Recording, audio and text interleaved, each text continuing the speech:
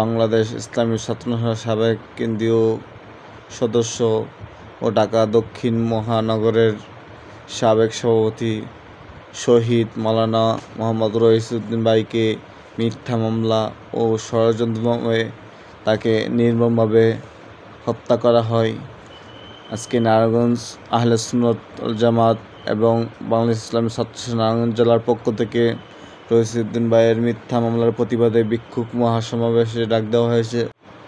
উপস্থিত ছিলেন সাংগঠনিক সম্পাদক আলহাজ হযরত মাওলানা আবু নাসর মোহাম্মদ মুসা, হযরত মাওলানা মুফতি ইদ্রিস হোসেন আল কাদরি, হযরত মাওলানা মহিউদ্দিন হামিদি সাহেব, হযরত মাওলানা আবুল কাসেম মোহাম্মদ নুরি সাহেব, আরও অনেক উপস্থিত ছিলেন।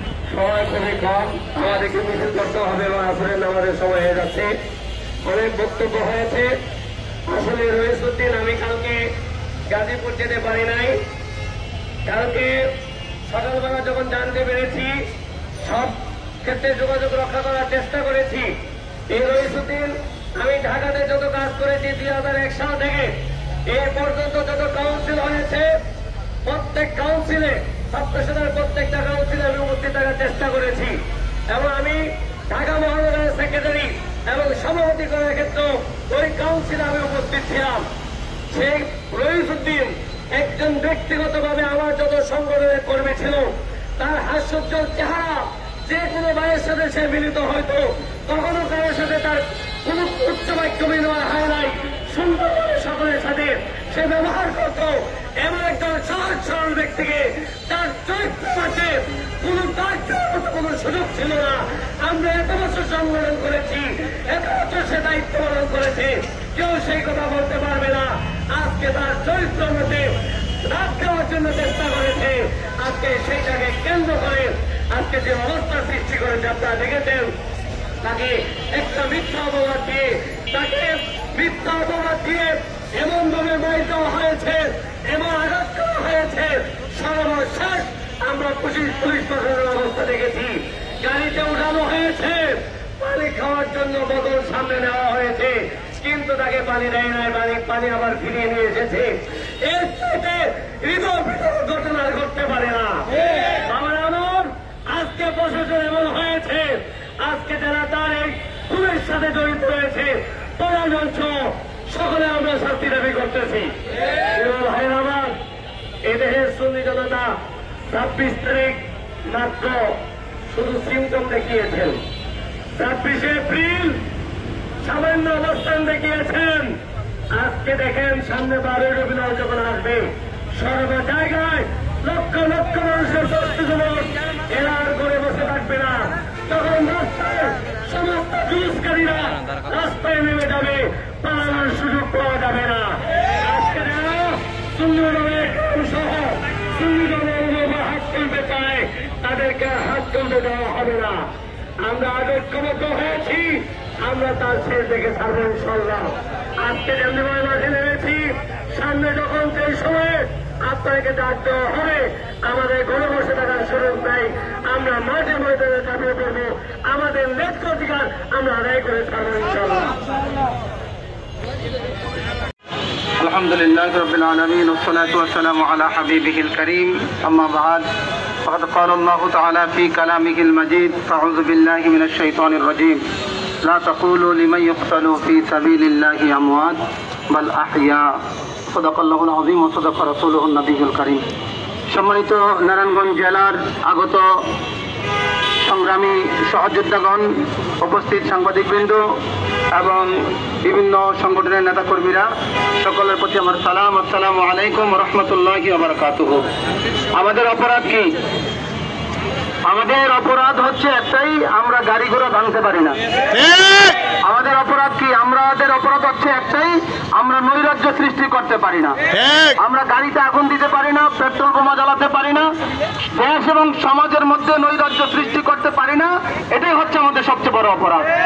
আপনারা বিগত দিনে বিভিন্ন সংগঠনের, ইসলামী নামধারী সংগঠনের অঙ্গ সংগঠনের তাদের কার্যক্রম দেখেছেন। প্রত্যেকটি সমাবেশের পরেই হয়তো বাটার দোকান লুট হয়েছে, বিভিন্ন ফ্যাক্টরিতে আগুন দিয়েছে, ভাঙচুর করেছে। এই ভাঙচুরের কারণেই সাংবাদিকরাও তাদেরকে হাইলাইট করেছে।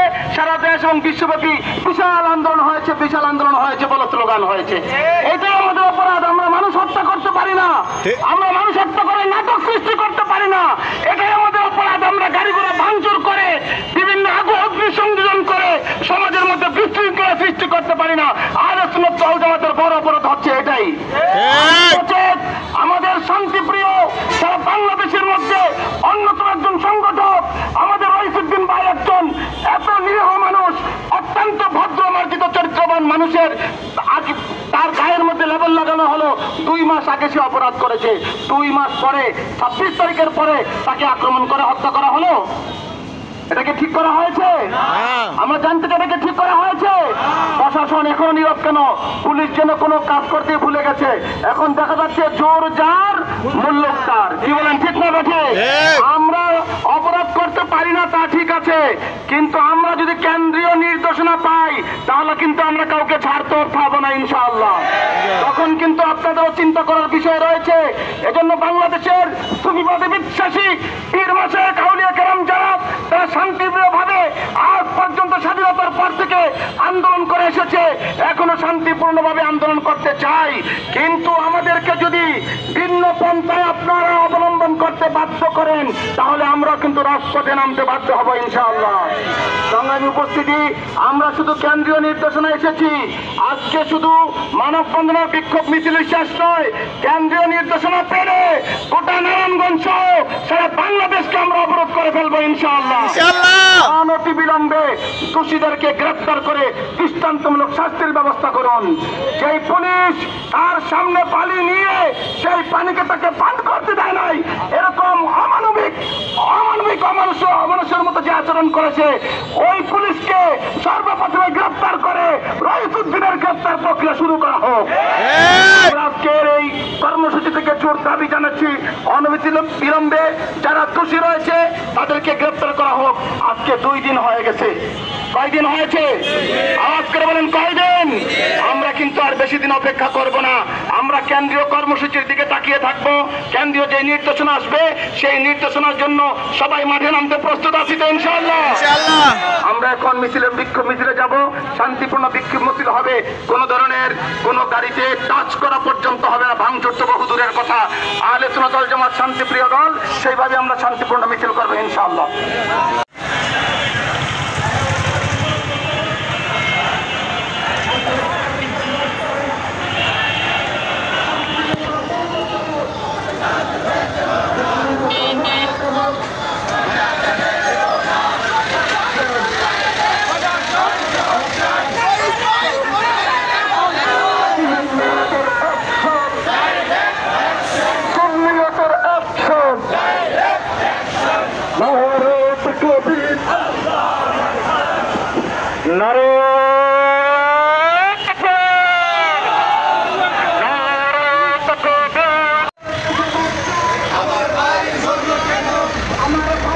ইমন ভাই স্যার,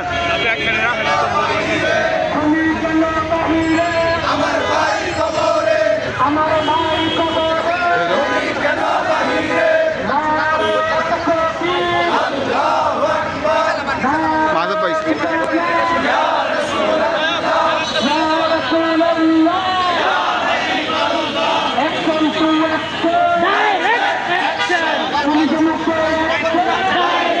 অ্যাকশন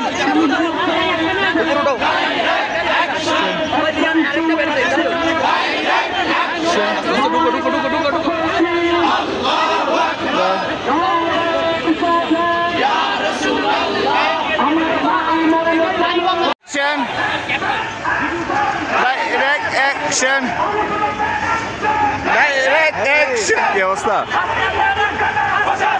জবাব চাই, আমার ভাই শহীদ কেন?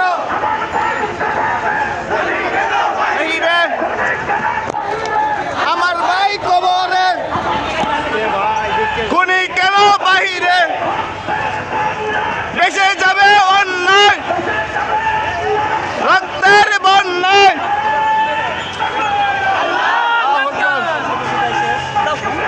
আল্লাহু আকবার।